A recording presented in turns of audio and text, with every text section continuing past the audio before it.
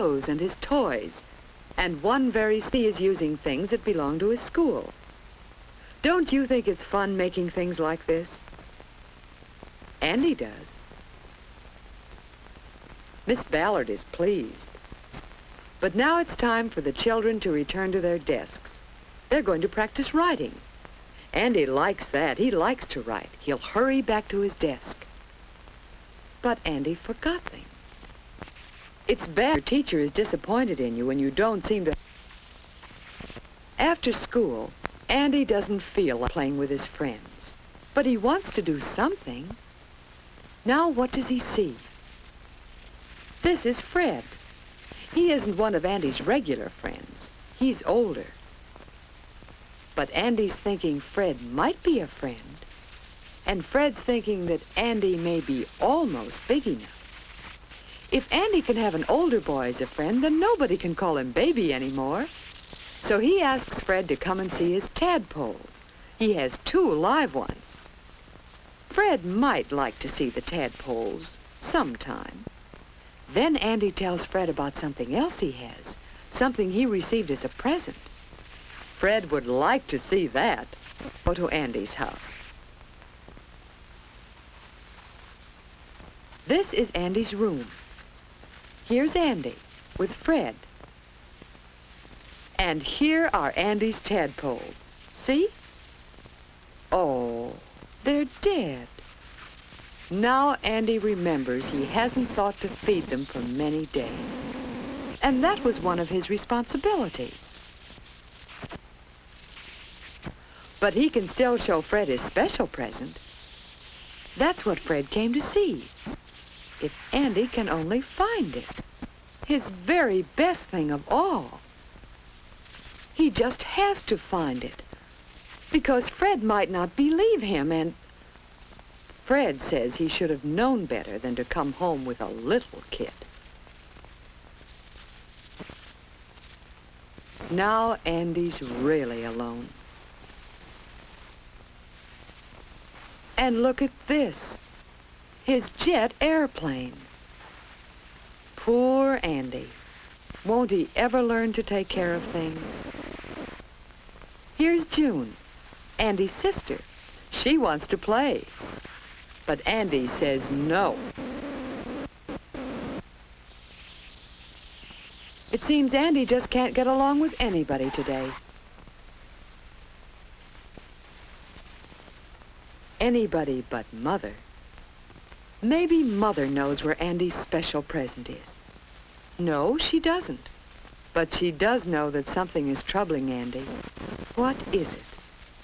So Andy tells her about what happened at school, and about Fred and the tadpoles and losing his present and, well, why do things like that happen? Mother says, well, Andy, why do you think?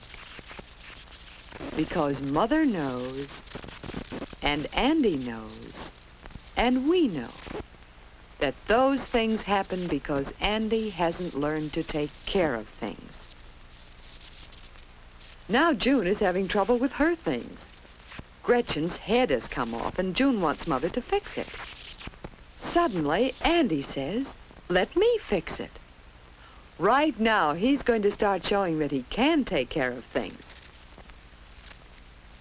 Don't you suppose Andy is glad to do something to make up for being so mean to June? Besides, it's fun fixing things.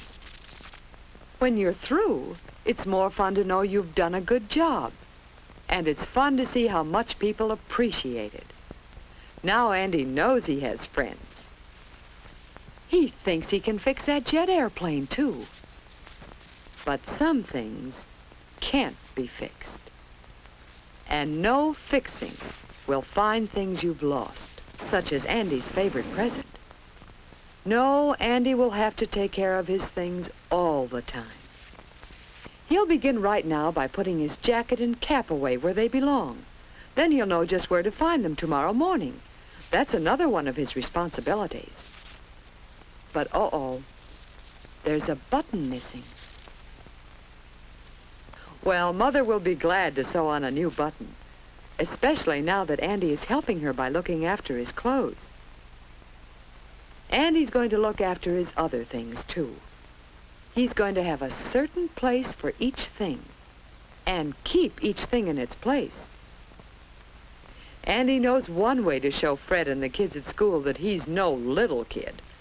And he's really quite grown up.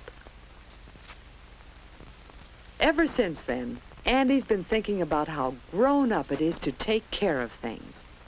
When he cleans up his wagon, he thinks about how often he sees the firemen working over their fire engines and equipment to make sure everything is always ready to use. Andy has some new fish in place of his tadpoles. When he feeds them, he thinks of Cousin Len, who helps his father take care of the cows on his dairy farm, where Andy likes to visit.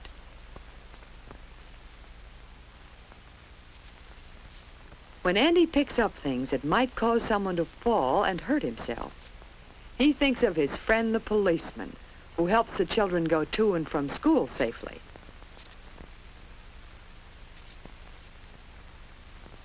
Andy has learned, too, that some things break very easily, so he must be especially careful of them and use them just as they're supposed to be used.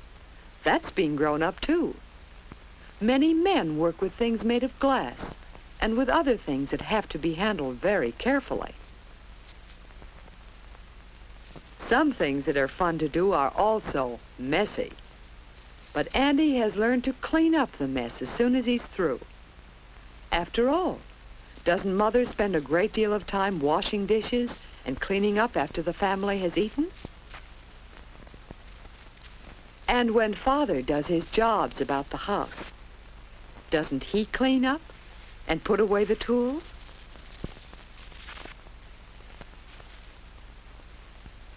Yes, cleaning up after yourself is a grown-up way to behave. And what's more, you'll know you've done something that's a real help to your family.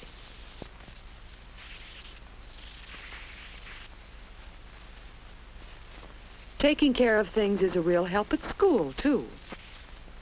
You just know Miss Ballard appreciates Andy's help. And nobody thinks of Andy as a baby anymore. Everybody likes Andy. Today, Andy and June are having fun helping Father take care of the yard. But what is Andy so excited about? Do you know what? He's found his special present. What do you suppose it is? It's a camera. Andy's own camera that he got on his birthday. Of course, it's a little dirty. Andy should never have left it outdoors. Can they fix it? Father thinks they can fix it this very afternoon. In a little while, the camera is fixed. What's more, now that Andy has shown that he can be responsible for taking care of things and using them properly, Father thinks he's big enough to use the camera and take real pictures. Andy wants to take a picture of Fred, the boy who came to see the camera the day Andy couldn't find it, remember? Now Fred is glad to play with Andy. He knows that Andy is not too little to be a friend. If you want people to know that you're growing up, learn how to take care of things. You'll have more fun, too.